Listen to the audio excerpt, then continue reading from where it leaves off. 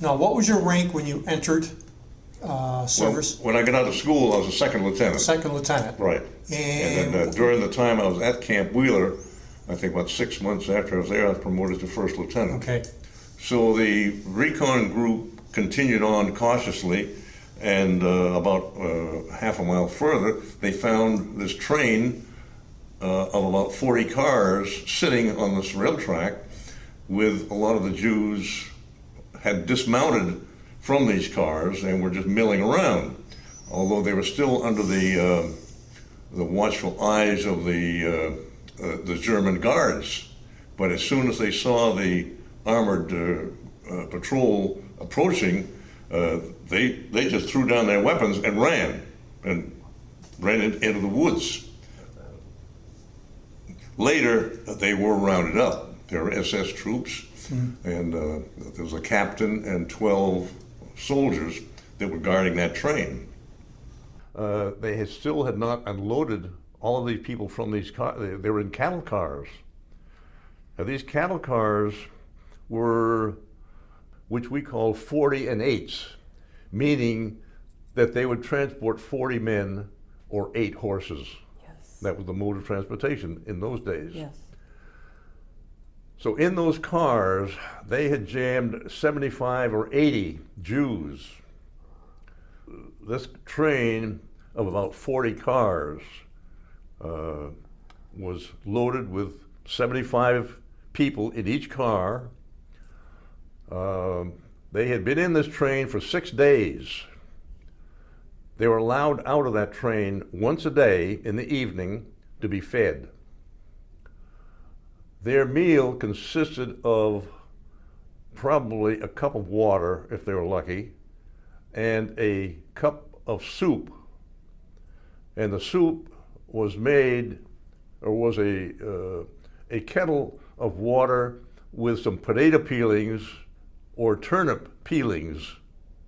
We finally approached and unlocked one or two of the cars, and it was a horrendous stench that just hit the guys. They just had to turn around and throw up. The stench was so bad because the victims had been in that train for 6 days. There was straw on the floors. That was the bedding. Of course, they had no room to sit or lay down anyway. Mm-hmm. But the lice had infested the straw and had gotten on the bodies of the people. Sure. So they were infested. Their hair was infested with lice, fleas. We didn't know what kind of communicable diseases they might have. Mm-hmm. So we were very reluctant to touch them. They wanted to reach out and shake hands with us and hug us and kiss us. We kind of had to rebel and not do that. Yeah. But we did see, and we could understand from their very broken English, a few of them could speak a little bit of English. We could understand what their situation was. They were hungry. And so we had our pockets full of candy and cigarettes and apples and you name it, our pockets were stuffed full of it. Yes. And so we began giving this stuff to them. And no sooner did we give them this food than they threw it up. Sure. Their bodies could not assimilate the rich protein food that we were giving them. We were making them in worse condition than they were. Yeah.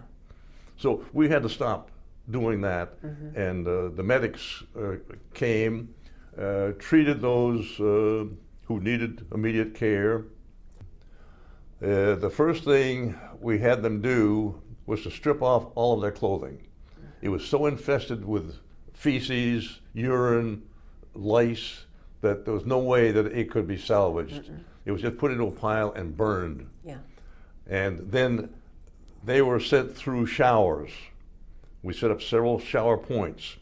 They were very hesitant about doing that because they had heard about in other camps that their other families had been sent into the showers and it turned into gas. Yes. They were gassed and then cremated. And they were very hesitant about going in our showers. So some of our soldiers had to lead the way and go into the showers ahead of them, mm-hmm. to show that, hey, this is this is really, for real, a shower.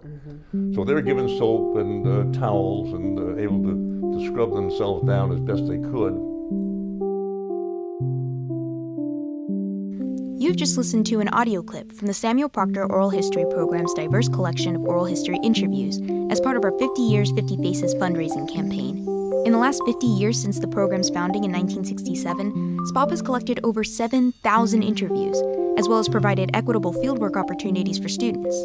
To support our program's mission to document the voices of people from all walks of life, visit our donation page through the link in the description, or visit our website at oral.history.ufl.edu. That's oral.history.ufl.edu. SPOHP. One community, many voices.